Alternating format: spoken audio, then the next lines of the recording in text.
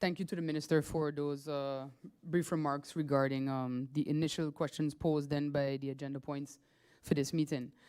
Through you, Mr. Chairman, Minister, in your response to questions that I sent in writing before the summer recess of Parliament, you responded to my query about whether St. Martin had established an advisory committee for this situation.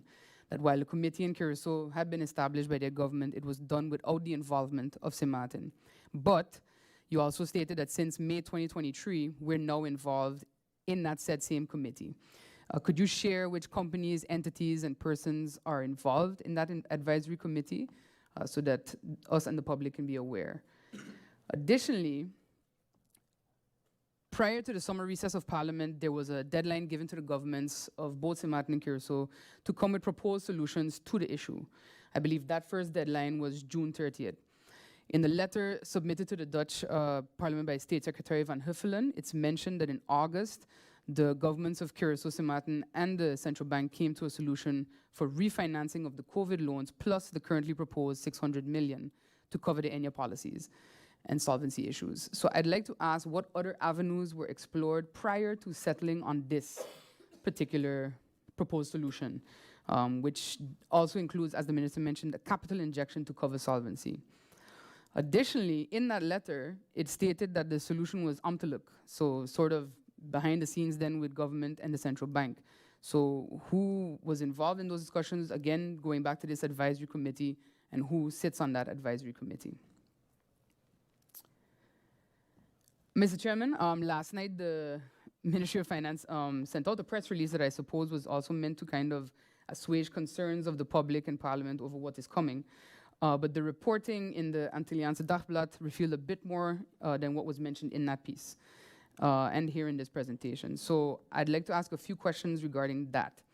The AD mentioned that St. Martin's share in what is coming, which is a proposed new company, ENNIA Caribe Leven, ECL, will be established, and that our share in that will be 7%.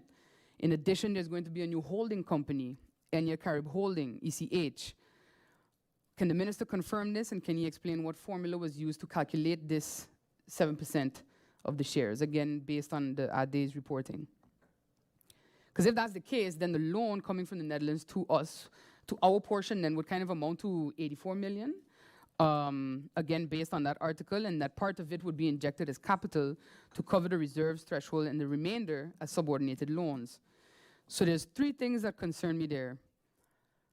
Of course, St. Martin and Curacao are assuming full risk for the loan. The part used for capital injection does not yield any interest income, and only the remainder would be generating interest income. So the ministry has also stated that the loan will, and I quote again, in principle, be mirrored from the Netherlands to St. Martin and from St. Martin to ENNIA, meaning that the interest we must pay to the Netherlands will in principle be the same interest that ENNIA has to pay to us, this new company ENNIA. But through you to the Minister, Mr. Chair, with the 3 points I just mentioned, would it not be fairer for the interest paid by the new company, ECL, to not be higher, to at least provide a buffer for the reality of the non-income generating capital injection versus the subordinated loans, and to possibly allow accelerated repayment of said loan?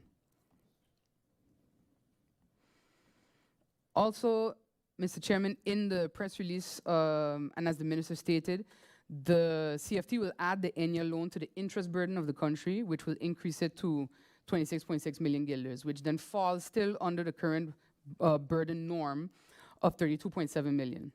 So just for our and the public's understanding, can the Minister confirm that the remaining interest burden available to us before we begin violating RFT restrictions would then be 6.1 million guilders? And if we consider an assumed market interest level of 3.1 to 6%, does this mean that we still have room to borrow? I guess that would fall between 196 million to 100 million guilders or less if the interest rate were to go higher. Has the impact on our interest burden norm been calculated on a multi-annual basis, given the need for investments, especially capital investments in St. Martin? And could the Minister provide a full overview of the room that is left for realistic investment? Further to that, Mr. Chairman, while we would remain with some room in our interest burden capacity, Curacao would be pushed over theirs, if I understand correctly, which is part of CFT's concern. So is there going to be a relaxation of that burden norm for them, as pretty much all countries did during COVID, including the Netherlands? And if that's the case, will that relaxation be granted to Simaten as well, allowing us further room for loans related to capital expenditures, or heaven forbid, in the event of emergency? And lastly, for now, Mr. Chairman, as the Minister mentioned in his opening remarks, if one party does not agree, then there's no solution. So what happens if Curacao does not agree? They've already kind of taken a mum's the word approach on this from a governmental perspective. So if they do not agree to the deal, by October 15th is the new deadline then what? And that's it for now. Thank you, Mr. Chairman. Mr. Chairman, as I mentioned previously, we now know that there's going to be 2 companies formed, and the assets and liabilities of the old company are going to be transferred over to the new, similar to what was done with the Hero Bank situation in Curacao, with no discounts given. So this is normal in these types of situations, but it brought up a curious question for me, considering the individual that we're dealing with and the slipperiness of this entire ENNIA fiasco. So we're now moving all assets and liabilities out of the old co and into the new, based on the fact that capitalization of the old is low and essentially the value is nil. But Mr. Ansari always said that the old company was healthy. So could he now, and this is maybe a speculation point for the advisory committee or so, could he now, for example, say, well, what you're doing now, moving all assets and liabilities out of the old and into the new, now I'm being expropriated. And if he goes this route and says, well, you've made a claim against me, and now, under this expropriation, I am making a counterclaim, so let's have our claims cancel each other out. Do we then get faced with a scenario wherein he and his co-conspirators are essentially let off scot-free?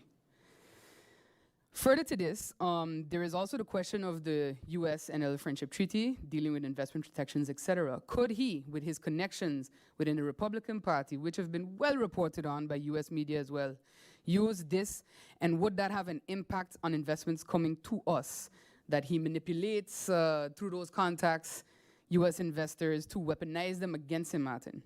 So just as a food for thought. And then, Mr. Chairman, a recent IMF report mentioned this ENNIA situation at point 57 of the report, and I just want to read it here, if you'll indulge me, for the public's knowledge. So it reads, it will be vital to finalize a resolution strategy for ENNIA. Any solution should be weighed against the option of orderly winding down, given the fiscal costs. It will be critical to produce a thorough review of the long-term viability of the firm before considering recapitalization. If recapitalization is chosen, then a restructuring of the business, robust supervisory oversight, strong governance arrangements, and a clear exit strategy for the government would be necessary. The authorities are considering a financial stability fund to finance the resolution. But if the financial system is expected to contribute, an examination of the impact on financial institutions and intermediation should be conducted. A solution should avoid drawing down the international reserves of the central bank.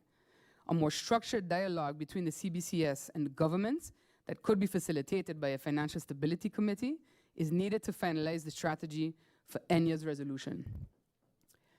So recapitalization has essentially been chosen. How do we guarantee robust oversight, supervisory oversight, strong governance arrangements, and a clear exit strategy for Simaten? Regarding an exit strategy, I don't believe it's our business to hold shares in a commercial insurance company.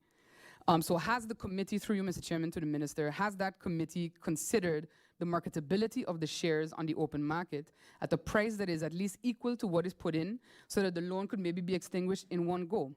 Is this considered a viable exit strategy? And if not, what exit strategies have been considered? Because, Mr. Chairman, further to the exit strategy is the question of the robust supervisory oversight and strong governance arrangements. Because this entire situation is a gross failure of governance. The Central Bank of Curacao and Simaten has a history of these types of regulatory failures ever since the Parliament of the Netherlands Antilles passed that law to make them the regulator of insurance companies and brokerages following the maritime insurance debacle that happened after Hurricane Lewis. They failed in their duties in the case of First Curacao International Bank. They failed to supervise properly in the case of Hero Bank, which cost the people and government of Curacao money. They failed in their duties regarding ENNIA, which now stands to cost us money. And lest we forget, they failed to exercise their regulatory duties properly in the case of the Christian Kingdom Credit Union, which cost St. Martin people their money. Because of what? Incompetent management at the credit union and weak supervision at the central bank. So again, it begs the question, what is being discussed to be put in place by both governments to prevent this from happening again, to ensure that we have robust supervisory oversight and strong governance arrangements? And finally, Mr. Chairman, and this is my last question for now, to the Minister through you, has this government, notwithstanding the legal battles currently occurring, approached the stakeholders mentioned in court documents to return the monies that they erroneously received? I'm not talking about just Mr. Ansari. I'm talking about the person, St. Martiners, with ties to government, to say it, because I don't like to call names, as an MP man watching me, he knows I don't call names, who have received dubious payments over the years. The two local foundations that receive undisclosed monies in the past, have they been approached to pay back the money incorrectly received? An amount of over 18 million guilders. If any of them are listening right now, I implore you to try find and activate your shame box and seek to make amends to the country that has clothed and fed you and your families for decades. Thank you, Mr. Chairman. Next speaker, once again, MP Melissa Gumbs.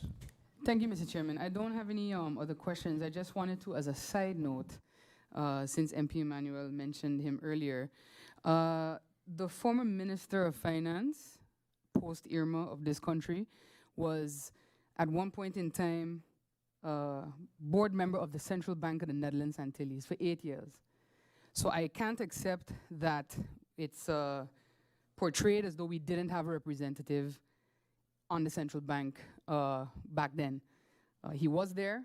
Well, MP Emmanuel already said it. Mr. Gibson was there as board member of the Central Bank of the Netherlands Antilles, and then I think Minister of Constitutional and Internal Affairs as well for the Netherlands Antilles at one point in time. Yeah, I was but a child.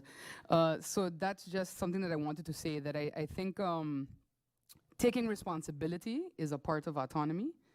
Taking responsibility is a part of independence. So to continue to act as though there were people who were involved in this that were blind, that St. Martin was blind to what was happening, I think once again, to go back to my earlier statement, let them find their shame box and turn it on. Thank you, Mr. Chairman.